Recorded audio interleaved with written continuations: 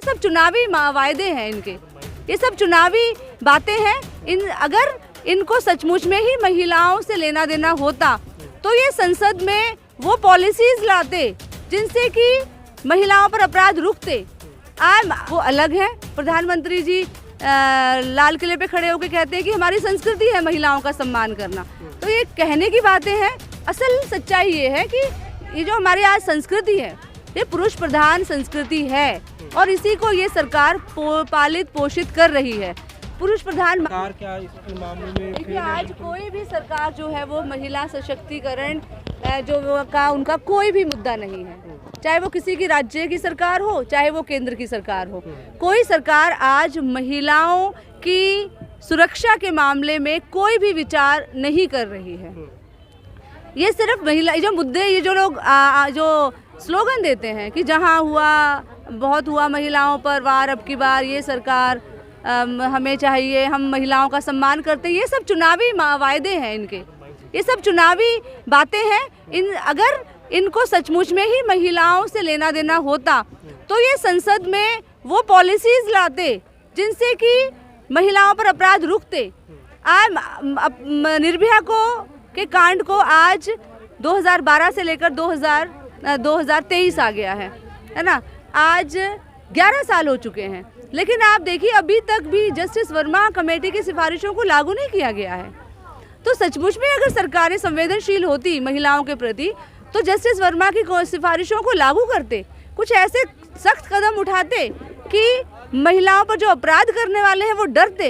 यहाँ तो उल्टा ही हो रहा है, अपराधियों को खुला छूट दी जा रही है। तो कैसे? उन्नाव में आप देख लीजिए क्या हुआ, कुल हाथरस में क्या हुआ है ना, बिल्किस बानो के अपराधियों के साथ क्या हुआ। तो महिलाओं के लिए जो नारे हैं वो अलग हैं। प्रधानमंत्री जी लाल किले पे खड़े होकर कहते हैं कि हमारी संस्कृति है महिलाओं का सम्मान करना, तो ये कहने की बातें हैं। असल सच्चाई ये है कि ये जो हमारी आज संस्कृति है ये पुरुष प्रधान संस्कृति है और इसी को ये सरकार पालित पोषित कर रही है। पुरुष प्रधान मानसिकता को बढ़ावा दिया जा रहा है, महिलाओं को दोयम दर्जे का नागरिक बनाया जा रहा है और सिर्फ दोयम दर्जे का नागरिक ही नहीं, उनको एक उपभोग की वस्तु के रूप में प्रसारित किया जा रहा है। इसीलिए सिर्फ वो एक ऑब्जेक्ट बनकर रह गई हैं। इस कारण से ऐसा हो रहा है कि आज महिलाएं जो है वो 8 साल की बच्ची से लेकर 80 साल की महिला तक सुरक्षित नहीं है। ये चीज़ें रुकेंगी कैसे? क्या महिलाओं का जो सत्ता में है भागीदारी कम है, 50-50 की बात होती है। अभी तो देश की जो राष्ट्रपति है वो भी महिला है। देखिए, ये कोई सरकार इनको नहीं रोक सकती। रोक सकते हैं सिर्फ हम देश की जनता, देश की महिलाएं। जब हम संगठित होंगे, एक देश भर में सामाजिक और सांस्कृतिक आंदोलन चलेगा पूरे देश भर में। आप देखिए ना, हमारे सामने कितने बड़े बड़े वो हैं, एग्जाम्पल्स हैं। आपने शाहीन बाग आंदोलन देखा, किसी महिला के साथ कोई क्राइम नहीं हुआ। क्या वहाँ पर पुरुष नहीं थे? क्या वहाँ महिलाएं नहीं थी? रात भर आंदोलन चलता था, लेकिन सारी महिलाएं सुरक्षित थी। वहाँ पर किसी महिला के साथ कोई घटना नहीं घटी। 1.5 साल तक किसान आंदोलन चला, किसी महिला के साथ ऐसे आपराधिक घटना जो है वो नहीं घटी। तो आंदोलन जो है वो, जब हमारा समाज एक सामाजिक समस्या को लेकर जब हम संगठित होते हैं, उसमें हमारी संस्कृति में भी परिवर्तन आता है।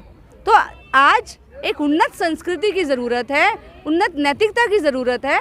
उसके लिए पूरे समाज में छात्र, नौजवानों, महिलाओं, किसानों, मजदूरों, इन सब को लेकर एक आंदोलन खड़ा करने की ज़रूरत है। महंगाई के खिलाफ, बेरोजगारी के खिलाफ, महिलाओं पर बढ़ते अपराधों के खिलाफ। और ये जो आज अडानी अंबानी जो खून चूस रहे हैं हमारे देश की जनता का, ये जो इनकी जेबों में जो पैसा जा रहा है, इसके खिलाफ आज आंदोलन की ज़रूरत है। ये आंदोलन जो है, जब इस सरकार को हम उखाड़ फेंकेंगे और जब हम एक ऐसी जनता की सरकार लेकर आएंगे जिसमें किसी के प्रति किसी का भी शोषण नहीं होगा, ना ही तो एक पुरुष के द्वारा महिला का शोषण होगा, ना ही अमीर के द्वारा गरीब का शोषण होगा, ना ही एक पिछड़ी जाति के व्यक्ति का शोषण होगा एक स्वर्ण जाति के व्यक्ति के द्वारा, तभी हम बच सकते हैं। एक आंदोलन की ज़रूरत है। मेरा लास्ट सवाल है, बजट पेश हुआ है, मैं उस बजट को जो महिलाओं के लिए कोटा रखा, कोई कोटा ही नहीं है महिलाओं के लिए, सिर्फ धुंधला है सब कुछ,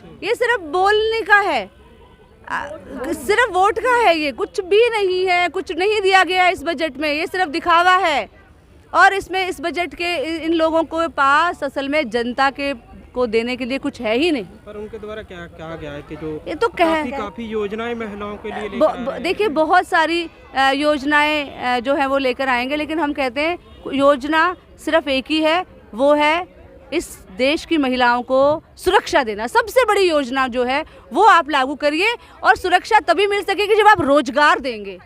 किसी को कंबल बांटने से और किसी को जो है वो खाना बांट देने से कुछ भी नहीं होगा। आप रोजगार दीजिए, जो न्यूनतम आवश्यकता है आज हर महिला को आप रोजगार दीजिए, तभी इन सब समस्याओं का समाधान हो सकता है। महिलाओं को क्या कहना चाहिए? महिलाओं को आज हम इस मंच के माध्यम से, हमारे संगठन के मंच के माध्यम से यही मैसेज देना है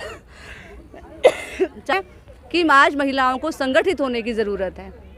एक सही विचार, एक सही संगठन के तहत महिलाओं को संगठित होने की ज़रूरत है, क्योंकि एक एक करके हम अपनी समस्याओं का समाधान नहीं कर सकते। और दूसरा, अगर महिलाएं ये सोचें कि खाली महिलाएं लड़ के हम अपनी समस्याओं का समाधान कर लेंगी, नहीं, हमें इस देश के तमाम छात्र, मजदूर, नौजवान, किसानों की समस्याओं के साथ लड़ना होगा कंधे से कंधा मिलाकर, तभी महिलाओं की समस्याएं भी सॉल्व हो सकती हैं, अलग से नहीं हो सकती। हम नारीवादी नहीं हैं कि हम नारियों का ही आंदोलन चलता रहेगा और नारियां जो है वो पुरुषों के खिलाफ लड़ेंगी, नहीं। आज लड़ने की ज़रूरत है, महिला और पुरुष दोनों को मिलकर ये जो शोषणकारी जो व्यवस्था है, जो खून चूस रहे हैं पूंजीपति वर्ग हमारा, आज उसके खिलाफ एक लड़ाई लड़ने की ज़रूरत है, जिसमें सबको इकट्ठे होकर लड़ेंगे, तभी हम महिलाएं अपना अधिकार जो है वो ले सकते हैं।